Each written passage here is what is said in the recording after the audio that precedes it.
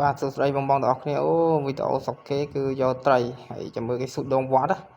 អូបែបនេះកោងដងខ្លាំងមែនតើគាត់អត់ផឹងទប់គាត់ផឹងទប់ខ្លាំងពេកធ្វើឲ្យត្រីទាញមកវាបាក់ដងអញ្ចឹងពេលដែលត្រីស៊ីគឺយើងបន្តតាមវាទៅប្រហែលជាមិនអីទេមែនតើអូមួយនេះបាក់ទៀតមួយនេះក៏បាក់ដែរមិនដឹងប៉ុណ្ណាត្រីនេះកោះអត់ឡើងទេ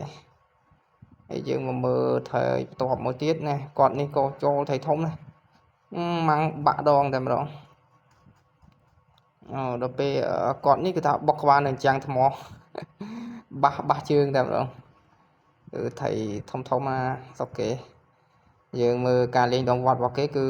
ចូលថៃធំមែនតើហើយគេមានដែកសម្រាប់ទុំណាអញ្ចឹងគឺស្រួលមែនតើ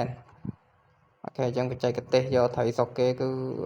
ខ្លាំងក៏ទុបមិនឈ្នះដែរព្រោះថៃសុកគេធំពេកដូចអ្នកនរឃើញសិតបាក់ដងទាំងអស់ដឹងប្រហែលគីឡូទេថៃនេះអូថៃនេះបានឃើញតិចដែរគឺបាក់បាត់គាត់បានជួយខ្ញុំវីដេអូក្រោយបាយបាយ